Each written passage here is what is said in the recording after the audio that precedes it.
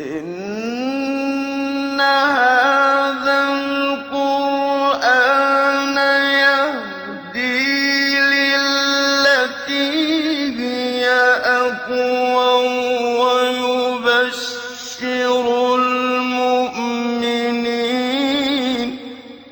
ويبشر المؤمنين الذين يعملون الصالحات أن لهم أجرا كبيرا. بسم اللہ الرحمن الرحیم.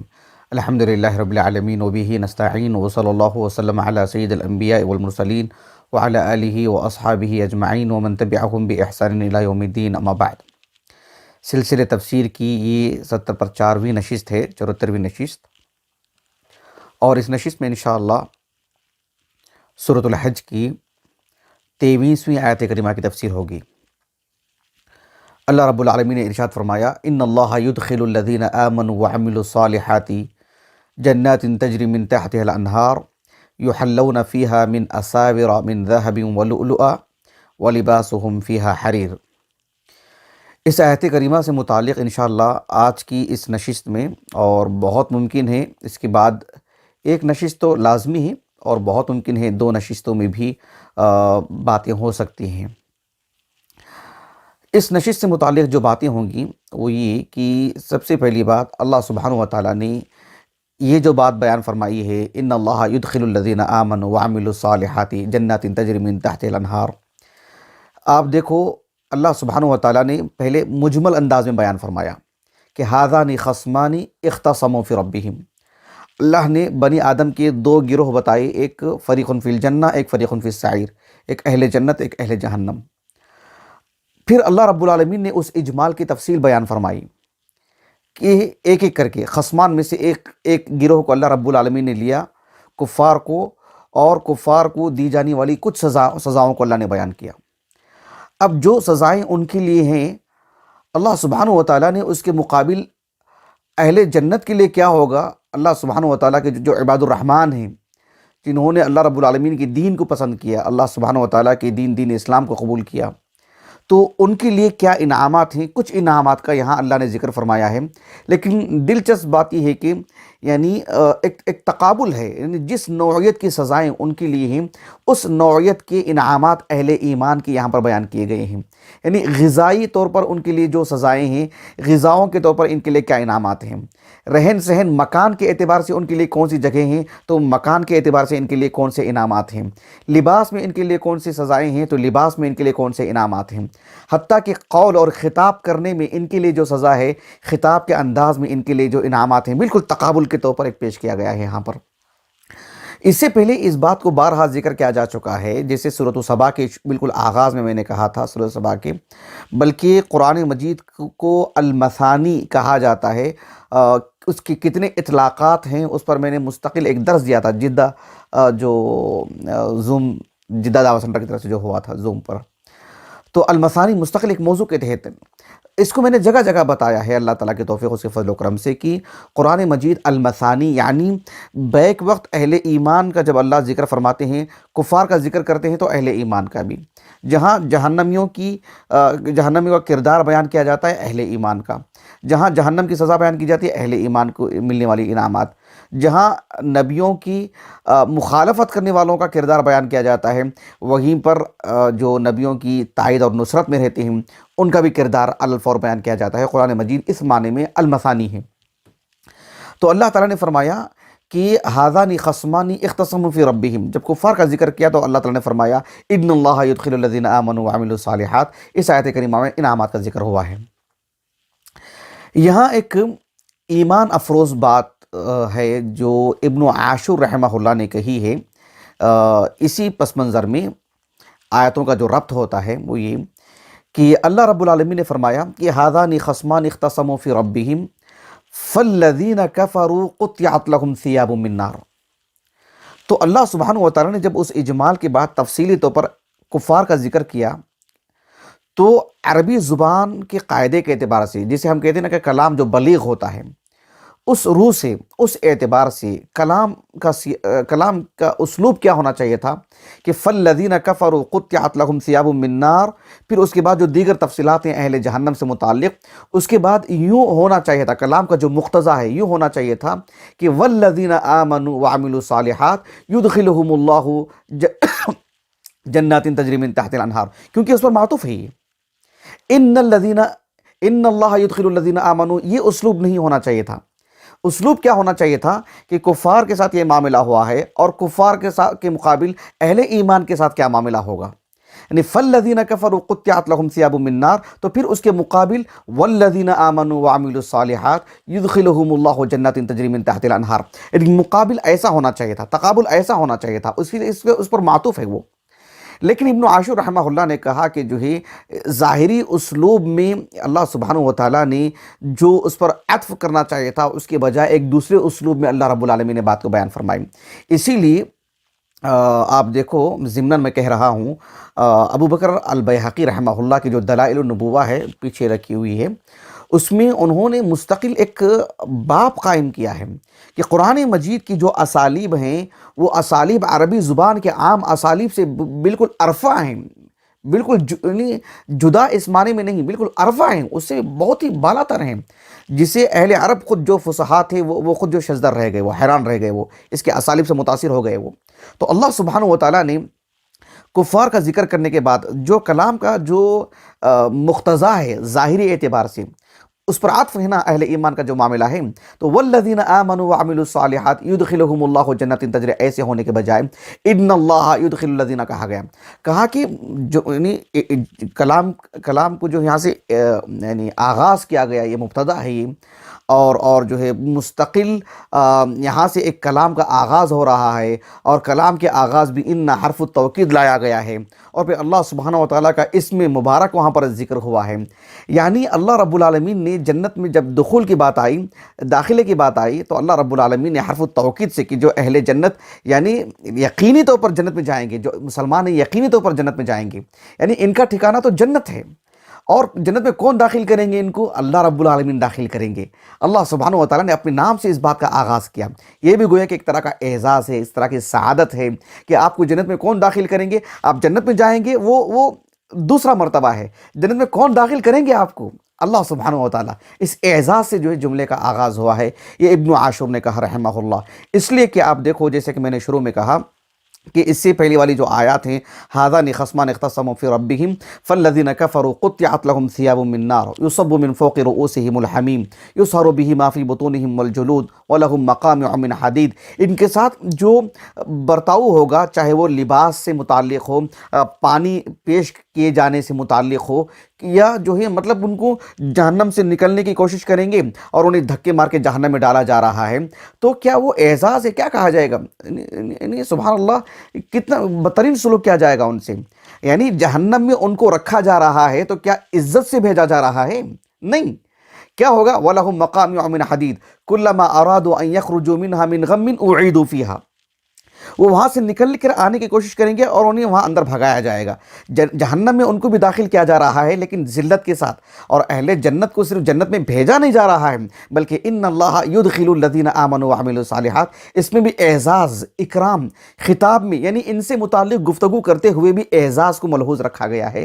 یہ ابن عاشور رحمہ اللہ نے اس جملے کے آغاز کو جو ظاہر کا جو تقاضا تھا ظاہری اسلوب کا، اس سے ہٹ کر کے ایک اور اسلوب اختیار کرنے میں کیا حکمت ہے، یہ بات ابن عاشور رحمہ اللہ نے بتائی ہے، جس کی تفسیر میں نے آپ کے سامنے رکھی ہے۔ اللہ سبحانہ وتعالیٰ نے فرمایا کہ ان اللہ یدخل الذین آمنوا وعملوا الصالحات جنات تجری من تحت الانہار، جب سورۃ البینہ کی ہم نے تفسیر کی تھی، جزاؤہم عند ربہم جنات عدن تجری من تحت الانہار، وہاں پر میں نے اس کی معنی مفہوم سب وہاں پر میں نے بتا دیا الحمدللہ آپ کو۔ جنت مفرد نہیں ہے، جمع ہے، کیوں جمع ہے؟ تو یہ سب چیزیں آپ وہاں پر دیکھ لے سکتے ہیں سورۃ البینہ کی تفسیر میں۔ اس کے بعد اللہ تعالیٰ نے کہا یحلون فیہا من اساور من ذہب ولؤلؤا، یحلون اس کے جو بنیادی حروف ہیں جیسے کہ ابن فارس رحمہ اللہ نے کہا کہ الحاء واللام، اور آخری کا جو حرف ہے وہ ہے الحرف المعتل۔ اس کے آپ نے 3 معنی بتائے ہیں، ایک معنی تو وہ ہے جس سے الحلاوہ، الحلوان، میٹھا، وہ بھی اسی سے مشتق ہے، اور الحلیۃ جسے ہم زیورات کہتے ہیں وہ بھی اسی سے مشتق ہے۔ تو یحلون تحلیہ سے باب تفعیل، یہی جو ہے مطلب جمہور کی قرات ہے، جبکہ ابن عباس رضی اللہ عنہما سے ایک قرات ملتی ہے، جیسے کہ ابن عطیہ نے ذکر کیا اپنے تفسیر میں کہ یحلون حلیہ یحلا، اس اعتبار سے یحلون گویا کہ معنی یہ ہوگا یحلون سے کہ اہل جنت کو زیورات پہنائے جائیں گے، اور یحلون میں معنی کیا آتا ہے کہ اہل جنت زیورات خود پہنیں گے۔ حلی الرجال حلیت المرأۃ، مطلب یہ ہوتا ہے حلیت النساء، مطلب یہ ہوتا ہے کہ خواتین نے، مردوں نے زیورات پہنے، یہ معنی ہوتا ہے اس کا یحلون اور یحلون کے قرات میں۔ اللہ رب العالمین نے جو بات بیان فرمائی کہ یحلون فیہا من اساور، من اساور، من کس اعتبار سے؟ حالانکہ کلام کیا ہے یحلون فیہا اساور، کہ اہل جنت میں یحلون فیہا اساور، فیہا ای فی الجنتی، جنت میں انہیں کنگن پہنائے جائیں گے۔ اساورہ کنگن کو کہتے ہیں، کنگن پہنائے جائیں گے۔ تو من اساورہ کیوں؟ من کیوں؟ اس سلسلے میں قاضی ابن عطیہ رحمہ اللہ نے کہا کہ وہ من یعنی لبیان الجنس، یعنی یہ بتانے کے لیے کہ زیورات پہنائے جائیں گے، یعنی ایک جنس ہوگی کنگن کی، زیورات متعدد ہوتے ہیں، اس میں ایک قسم ہوتی ہے کنگن کی، کنگن پہنائے جائیں گے۔ اب وہ کس نوعیت کے ہوں گے مرد حضرات کو پہنایا جائے گا، وہ کیا کچھ ہوگا، وہ تو جنت میں جانے کے بعد ہی معلوم ہوگا۔ تو وہ من وہ بتانے کے لیے کہ وہ ایک جنس بتانے کے لیے، یا یہ بھی ہو سکتا ہے کہ من تبعیض کے لیے، یعنی جنت میں کنگن تو بہت ہوں گے ایک جنتی کے لیے بھی، فرد کے اعتبار سے وہ حسب ضرورت کچھ کچھ کر کے پہنتا رہا ہوگا، یہ بھی اس کا ایک معنی ہے۔ لیکن ابن عاشور رحمہ اللہ نے کہا کہ وہ من زائدہ ہے۔ یہاں یہ بات قابل غور ہے، میں نے اس سے پہلے بھی اس بات کو ذکر کیا ہوں، اور سورۃ الواقعہ کی تفسیر میں کہ وہاں پر فسبح بسم ربک العظیم، جبکہ اللہ نے کہا نا سورۃ الاعلیٰ میں سبح اسم ربک الاعلیٰ، سبح بسم ربک الاعلیٰ کہا اللہ تعالیٰ نے، وہاں پر با ہے کیا؟ نہیں ہے نا، لیکن سورۃ الواقعہ میں با ہے۔ تو اس با کو آپ دیکھیں گے کہ جو ہے جیسے امام خطابی رحمہ اللہ نے ان کی جو وجوہ الاعجاز کتاب ہے اس میں انہوں نے اس بات کو ذکر کیا ہے، دیگر اہل علم بھی، کہ علم البلاغہ میں جب کہتے ہیں کہ من حرف یہ جو ہے زائدہ ہے، با یہ زائدہ ہے، یعنی زائدہ کا یہ مطلب نہیں ہے، خاص کر جب بات اللہ کے کلام کی آتی ہے تو یعنی جیسے عام طور پر ہم سمجھ لیتے ہیں نا کہ یہ نہیں بھی ہوتا تو بات بن جاتی ہے بس باز، اس معنی میں زائد کوئی حرف زائد نہیں ہے اللہ کے کلام میں، کوئی حرف عبث نہیں ہے، اس کے بغیر بھی بات ہو جائے گی۔ یعنی الزائدہ کا مطلب یہ نہیں ہوتا ہے کہ وہ یعنی اس کے بغیر کلام ہو جائے گا، مطلب اس کی اپنی ایک چیز ہے، اس کی اپنی ایک حیثیت ہے، اس سے ایک مفہوم بنتا ہے، اس سے ایک معنی نکلتا ہے، اس سے کلام میں قوت پیدا ہوتی ہے۔ وہ اگر نہیں ہے تو وہ قوت نہیں پیدا ہوگی، ایسا نہیں کہ وہ زائدہ ہے، وہ زائدہ نہیں ہے، ایک حرف زائد ہو رہا ہے تو اپنے اندر ایک قوت لے کر آتا ہے وہ حرف۔ تو یہاں پر من زائدہ کہا کون؟ ابن عاشور نے رحمہ اللہ۔ مقصود کیا ہے زائدہ کا؟ کہ من زائدہ ہے یعنی تاکیدی معنی بتانے کے لیے، یہ بتانے کے لیے کہ اس دنیا میں رہتے ہوئے اللہ سبحانہ و تعالیٰ نے ایک مسلمان کو، جو مرد ہے، اس کو اللہ رب العالمین نے سونے کے زیورات پہننے سے منع فرمایا۔ بحیثیت مسلمان وہ کس بات کا مکلف ہے کہ وہ سونے کے زیورات نہیں پہنے گا، انگوٹھی ہو کسی بھی قبیل کی ہو، بحیثیت مرد۔ تو اب جنت میں جائے گا تو اسے تو ایسے زیورات پہنائی جائیں گے۔ تو گویا کہ من زائدہ تاکید کے لیے لا کر کے یہ بتایا جا رہا ہے کہ جنت دنیا میں رہتے ہوئے تم نے اللہ تعالیٰ کی فرما برداری میں اس سے رکے رہے، اب یقینی طور پر گویا کہ اس میں ایک تحقق اور ایک میں تاکید پیدا کی جا رہی ہے کہ لازمی طور پر جس طرح سے جنت میں جانا ایک حقیقی چیز ہے، ویسے ہی جنت میں آپ بحیثیت مرد زیور پہننے کی ایک حقیقی چیز ہے۔ یہ دنیا میں جو منع کیا گیا ہے ایسا نہیں، بلکہ ہم پہنیں گے آپ۔ تو من زائدہ ہے تاکید کے لیے اس معنی میں۔ تو اساورہ وہ دراصل جو ہے مفعول ثانی کی جگہ میں ہے، وہ یحلون فیہا من اساورہ من ذہب۔ یہاں ایک اور قابل غور بات ہے، وہ یہ ہے کہ یہ جو اساورہ ہے، اساورو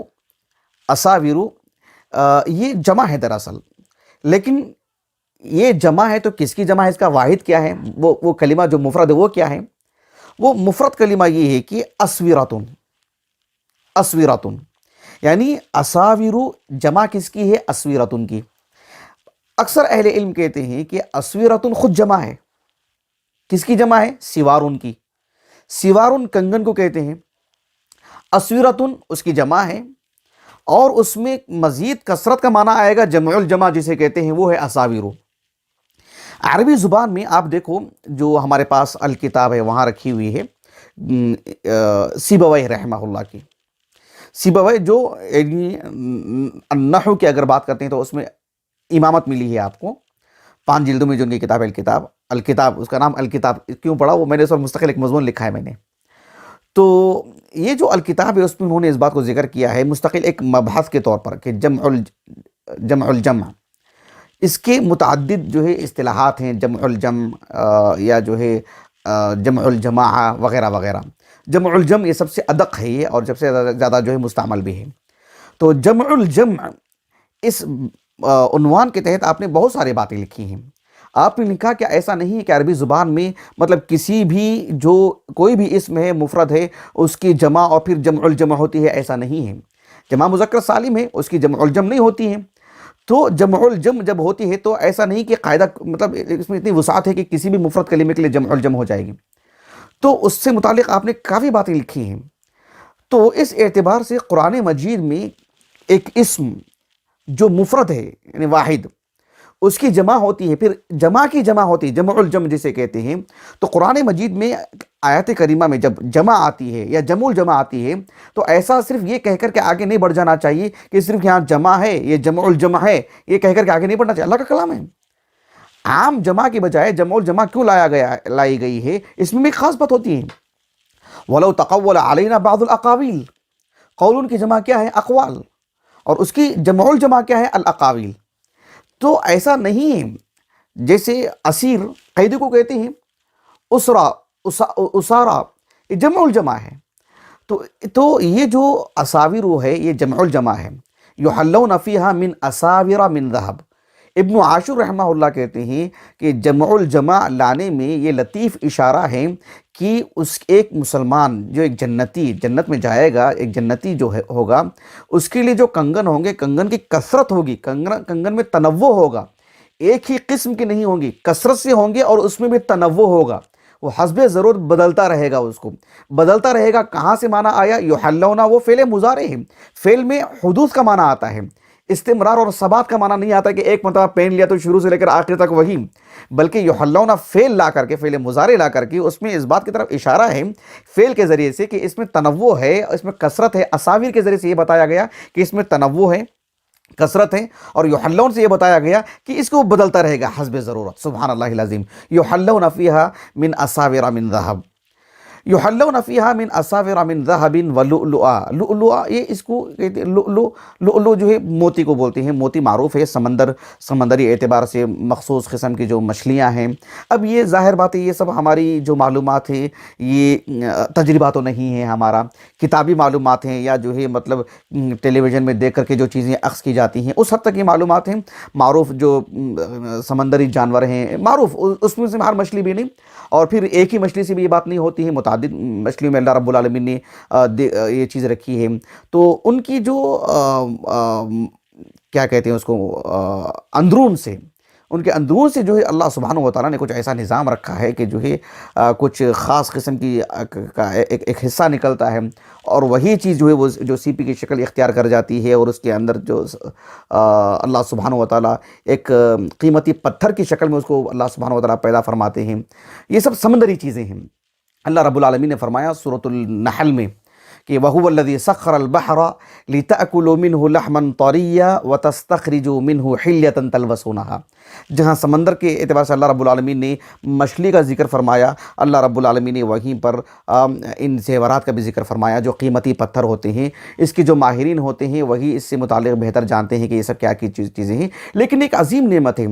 تو اللہ رب العالمین نے یہ جو عظیم نعمتیں ہیں جو اس دنیا میں بھی ہیں لیکن جنت میں بھی وہی وہ جو چیزیں ہیں، اشتراک جو ہے صرف نام کا اشتراک ہے۔ اللؤلؤ دنیا میں بھی ہے جنت میں بھی ہے، تو الحریر جنت میں بھی ہے دنیا میں بھی ہے، لیکن اشتراک کس میں ہے، یکسانیت کس میں ہے؟ صرف نام میں ہے، ورنہ وہ کیفیت جو جنت کی ہوگی یہ صرف اللہ سبحانہ و تعالیٰ یہ بہتر جانتے ہیں۔ اس سلسلے میں یہ جو آیت کریمہ ہے، ایک قول ملتا ہے سعید ابن المسیب کبار تابعین میں سے ہیں رحمہ اللہ، 14 ہجری آپ کا سنہ ولادت ہے اور 93 ہجری سنہ وفات ہے۔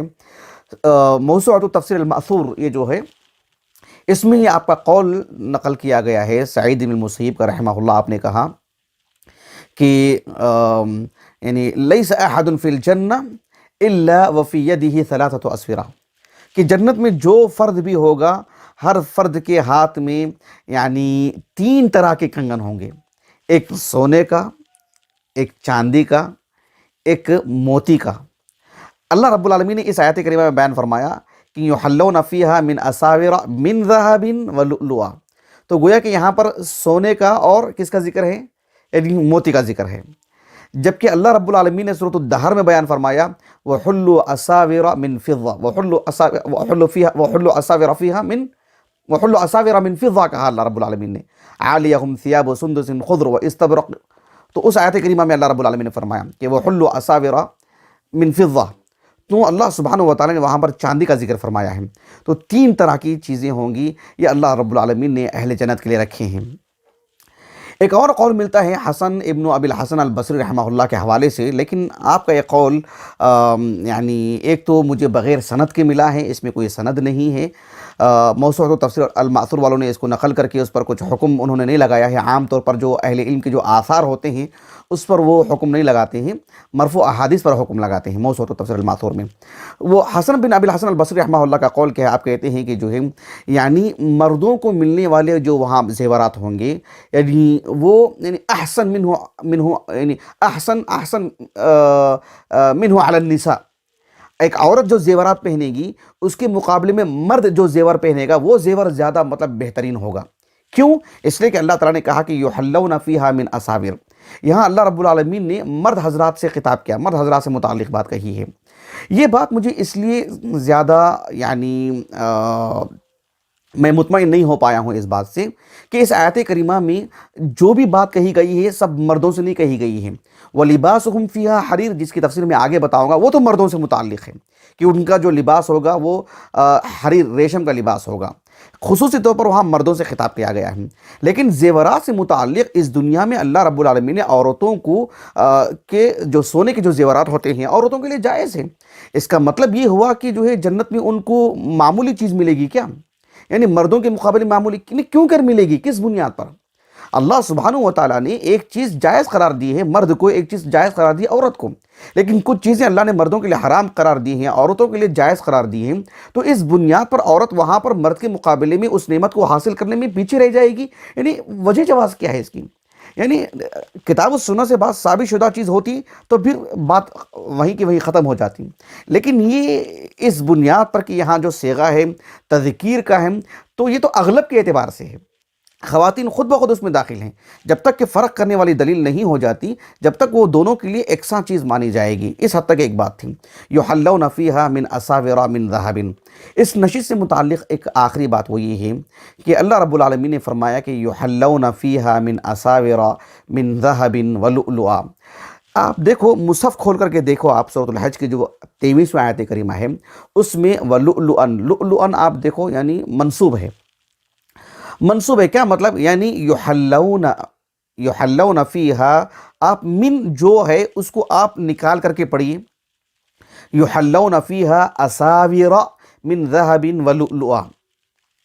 اس کا مطلب یہی ہے کہ اللہ سبحانہ و تعالیٰ اہل جنت کے لیے، حالانکہ وہ من جو ہے نا، من کی وجہ سے اساورہ وہ حالت خفض میں ہے، یعنی حالت جر میں، الخفض الجر یہ آپ دیکھیے کثرت سے پڑھنے کو ملتا ہے آپ کو کہ جو ہے جسے بولتے ہیں نا علامت الخفض علامت الجر، تو یہ دونوں کوئی جدا جدا چیزیں نہیں ہیں، یہ دونوں ایک ہی چیزیں ہیں، بس اصطلاحات الگ ہیں۔ علماء جو نحات بصریین ہیں، جو بصری جو نحات ہیں وہ حروف جارہ کہتے ہیں، الحرف الجر، سمجھ رہے ہیں آپ، حرف الجر کہتے ہیں وہ، اور جو علماء کوفہ ہیں وہ جو ہے مطلب علامت الخفض یا جو ہے مطلب اس طرح سے کہتے ہیں الخفض، بس اس کا اختلاف ہے اصطلاح کا، اور دونوں ایک ہی چیزیں ہیں وہ۔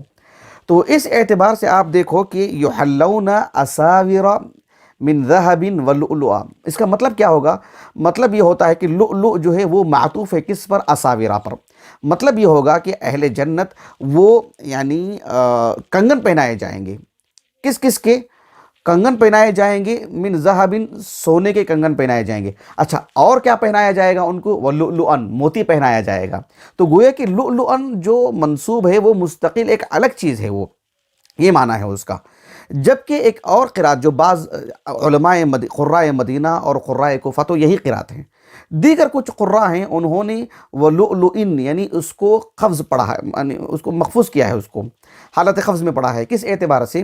یعنی کیسے کہیں گے اس کو کہ يُحَلَّوْنَ فِيهَا مِنْ أَسَاوِرَ مِنْ ذَهَبٍ وَلُؤْلُؤٍ وَلُؤْلُؤٍ ایسے پڑھا انہوں نے۔ مطلب کیا ہوگا اس کا؟ مطلب یہ ہوگا کہ جو اساور، جو کنگن ہوں گے وہ دو طرح کے ہوں گے، ایک من ذہب سونے کے ہوں گے، ومن لؤلؤ اور دوسری نوعیت کس کی ہوگی؟ وہ موتیوں کی نوعیت ہوگی۔ جبکہ حالت نسب میں کیا معنی نکلے گا کہ اہل جنت کو سونے کے کنگن پہنائے جائیں گے، ایک چیز ہو گئی، وَلُؤْلُؤًا دوسری چیز کیا پہنائی جائے گی؟ ان کو موتی پہنائے جائیں گے۔ تو لؤلؤً یہ جو ہے حالت نسب میں یعنی امام طبری رحمہ اللہ کہتے ہیں کہ جو ہے چونکہ مصحف میں شروع دن سے الف کے ساتھ لکھا ہوا ہے، الف کے ساتھ حالت نسب میں، تو یہ ان کی دلیل ہے ان حضرات کی جو کہتے ہیں کہ اس کو منصوب پڑھنا چاہیے، اس کو حالت نسب میں رکھنا چاہیے۔